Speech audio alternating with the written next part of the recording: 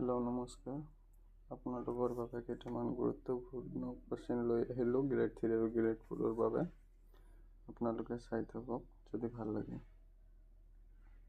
প্ৰথম কোৱেশ্চনটো হ'ল চৰাই, ডেউকা, মাছ। নেক্সট কি হ'ব? এইটো হ'ব ফিছা।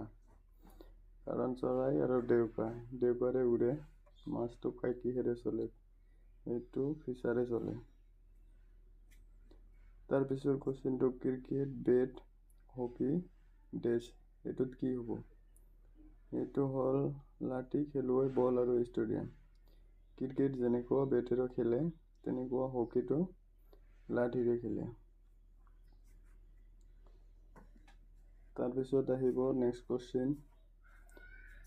ভাৰত, নতুন দিল্লী, শ্ৰীলংকা কি হ'ব? এইটো হ'ব কলম্বো। কাৰণ ভাৰতৰ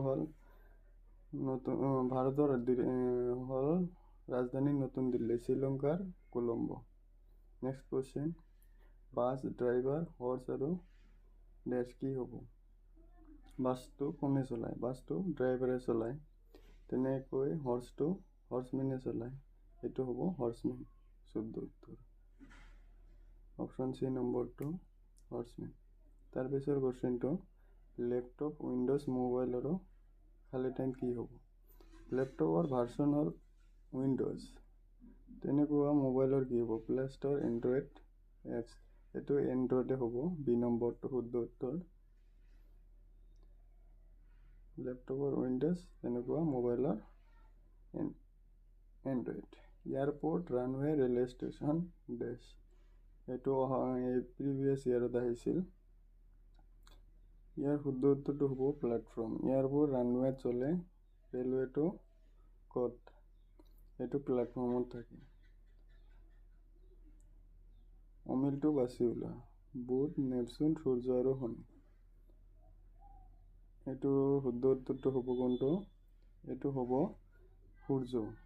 কাৰণ সকলোখিনিয়ে গ্ৰহ, সূৰ্যটো গ্ৰহ নহয়। নেক্সট কুৱেশ্চন ইয়াৰ পিছত। অমিলটো বাছি ওলোৱা। সোণ, ৰূপ, ইউৰেনিয়াম, হীৰা। এইটো সোণ, ৰূপ, ইউৰেনিয়াম, হীৰা। এইটো হ'ব হীৰা। কাৰণ হীৰাটো বেলেগ। আশা কৰিছোঁ ভিডিঅ'বিলাক ভাল লাগি আছে। যদি ভাল লাগে লাইক, শ্বেয়াৰ, ছাবস্ক্ৰাইব কৰি দিব। তাৰপিছৰ কোৱেশ্চনটো অমিলটো বাছি ওলোৱা।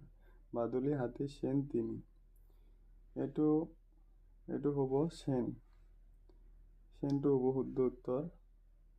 কাৰণ বাদুলি, হাতী আৰু তিমি এই গোটেইকেইটা স্তন্যপায়ী প্ৰাণী, কিন্তু স্তন্যপায়ী প্ৰাণী নহয়। পিছৰ কোৱেশ্চনটো লৈ আহিছোঁ। অশুদ্ধ যোৰা চিনাক্ত কৰা। আইনষ্টাইন, বিজ্ঞান, আৰ্যভট্ট, গণিত, চাণক্য, কাব্য, মেজাট আৰু সংগীত। ইয়াৰ শুদ্ধ উত্তৰ হ'ব চাণক্যৰ কাব্য। আইনষ্টাইন বিজ্ঞানৰ ক্ষেত্ৰত জড়িত, আৰ্যভট্টই গণিতৰ লগত, চাণক্য কাব্যৰ লগত জড়িত নহয়, কিন্তু মেজাট সংগীতৰ লগত জড়িত। তাৰপিছৰ কোৱেশ্চন অমিলটো বাছি ওলোৱা। Asia, Europe, Australia, Africa.